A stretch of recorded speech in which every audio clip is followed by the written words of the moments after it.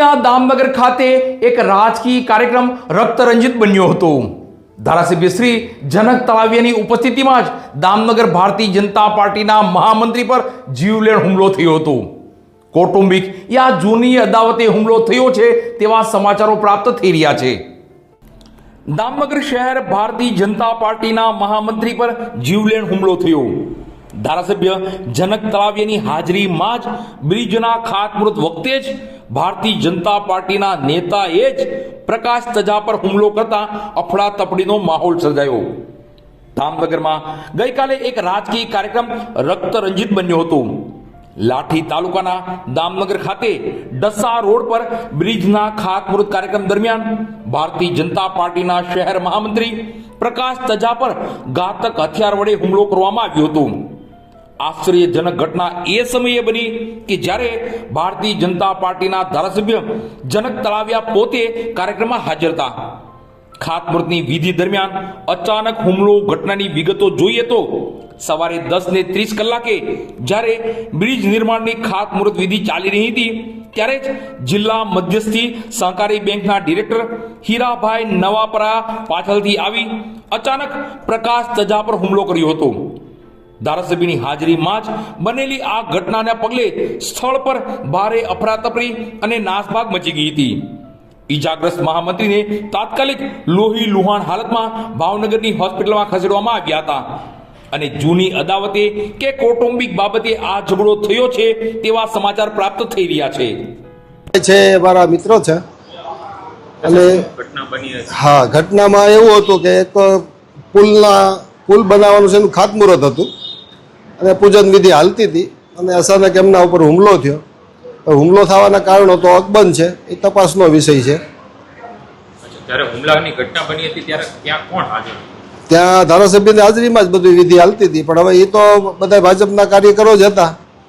હુમલો કરનાર વ્યક્તિ કોણ છે જેનું પણ ડેઝિગ્નેશન ભાજપમાં?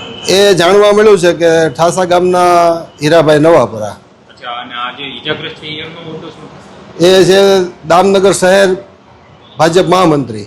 જ્યારે હુમલાની ઘટના બની ત્યારે કેટલા કાર્યકરો હાજર? ત્યાં બધા થઈને 40-50 માણસોની હાજરી હતી। આ બનાવને લઈને તમારું શું માનવું છે? શિસ્તબદ્ધ પાર્ટી છે આપણી, તેમ છતાં હુમલાની ઘટના બની। હવે ભાજપ રાજકીય હુમલો થયો છે, કોઈ વ્યક્તિગત કઈ મુદ્દો છે એ તો હવે તપાસ થાય ને હું બહાર આવે છે ત્યાર પછી ખ્યાલ આવે। આ ઘટનાને લઈને ફરિયાદ કરવામાં આવશે? ફરિયાદ તો કરશું જ। હુમલા કરનાર વ્યક્તિ પછી ત્યાંથી ભાગી ગયા? હા, એ પછી ત્યાંથી નીકળી ગયા હતા અને કાર્યક્રમ હાજર હતો એ સમયે હથિયાર લઈને આવ્યા? હવે હું તો હાજર નહોતો, પણ બીજા એવું કીધું કે હથિયાર તો એના હાથમાં જ હતું એમ। આ આશ્ચર્યજનક ઘટના અને હુમલા અંગે ધારાસભ્ય જનક તળાવિયાએ જણાવ્યું હતું કે હીરાભાઈ મૂળ ડસા ગામના વતની છે અને આ હુમલો કોઈ રાજકીય કારણોસર નહીં પરંતુ અંદાજે 1.5 વર્ષ પહેલા જૂના ફેમિલી પ્રોબ્લેમ અને વ્યક્તિગત અદાવતને કારણે થયો હોવાનું પ્રાથમિક દ્રષ્ટિએ જણાવાઈ રહ્યું છે। જો કે ભારતીય જનતા પાર્ટીના જ બે નેતાઓ વચ્ચે જાહેરમાં થયેલ આ લોહિયાળ સંઘર્ષ રાજકીય આલમમાં ચર્ચાઓ જગાવી રહ્યો છે।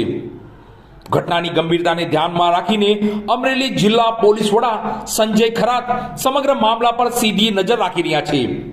ડીવાયએસપી ચિરાગ દેસાઈના માર્ગદર્શન હેઠળ દામનગર પોલીસની ટીમે સ્થળ પર પહોંચી તપાસ શરૂ કરી છે। હાલમાં પ્રકાશ તજાની તબિયત સ્થિર હોવાનું જાણવા મળ્યું છે, જ્યારે હુમલાખોર સામે કાયદેસરની કાર્યવાહી કરવાની પ્રક્રિયા હાથ ધરવામાં આવી છે તેવા સમાચારો પ્રાપ્ત થઈ રહ્યા છે। આજે સવારે 10:30 વાગે અમારે ઠાસાથી દામનગર રોડ ઉપર દામનગર ખાતે એક બ્રિજનું ખાતમુહૂર્તનો કાર્યક્રમ હતો અને આ કાર્યક્રમની અંદર અમારી ખાતમુહૂર્તની વિધિ ચાલુ હતી અને ચાલુ વિધિમાં ઠાસા ગામના વતની અને અમરેલી જિલ્લા મધ્ય સહકારી બેંકના ડિરેક્ટર હીરાભાઈ